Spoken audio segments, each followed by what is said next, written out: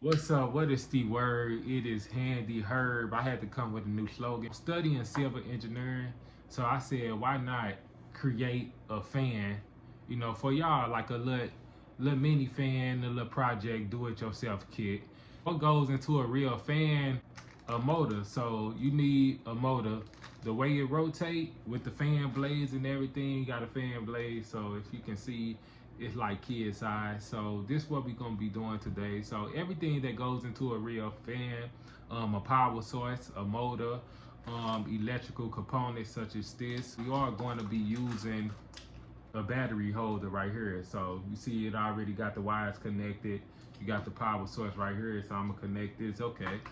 So today I hope I don't need no 9 volts battery, but right now we just gonna be using double A batteries today. So with that being said, I did want to create my own fan from scratch, but it just costs too much. The cost of hot glue, the cost of fan blades. You really can make your own fan blades. I ain't gonna need to talk about that because one day I will show y'all. So I'm not gonna go into detail because I want to surprise y'all.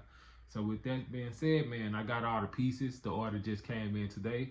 And for the kids out there, let's get started, man. All right, so right now I have way too much copper, so I got to cut that off. I got to cut the ends off so I can attach it to the back of the DC motor. So I'm going to do the same thing on both sides. Okay, this video is way longer than I thought. Like, hurry up, Herb. Okay, there you go, the switch right there. So with the switch, I'm going to connect the hot wire. The hot wire is the red wire. So it's always the red and the black, of course. So both of them like the hot wire. So we're going to attach that to the switch. And then on the other end, I will do the same thing. So I'm going to attach a red to the other side. Yeah, so the hot wires are always red or black. In this case, we got 2 hot wires.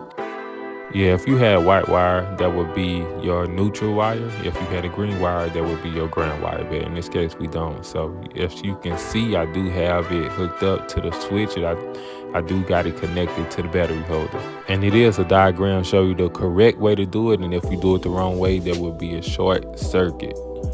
So I do have some insulation I do want to put on because I don't want that extra wire. So we taking safety protocols like it's real life, even though this is probably small voltage right here, we're going to take the safety protocols so we can always get used to that. All right, so right now I am putting this white bracket on it so I can have something to stand on. And then I'm going to put these plastic fins on here. And then got the double A batteries. That's where all the power gonna come in. And when I was unplugging it, like if I had to change something up, I would take the battery out because I told y'all anything can happen, man. You playing with real life electricity. Even though it's small voltage, we still want to take safety protocol. So I always take safety protocol. Now let's turn this thing on and see if it works.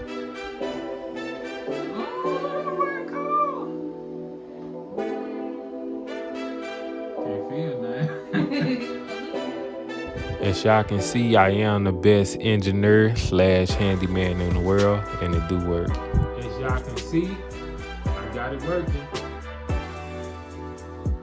Y'all can see it working. It's kind of blowing backwards, but I don't know why. Probably because it's real small, so it's working though. So the only thing I want to do is build a fan. Like I said, of course, you can do the car too, but today I'm not going to do the car. So yeah. Anyways, I'm going to go ahead and get out of here, man. Like I said, even though it's small electricity, I always take safety protocols. So when you get in that real field, you know what to do. But anyways, stay safe on my here.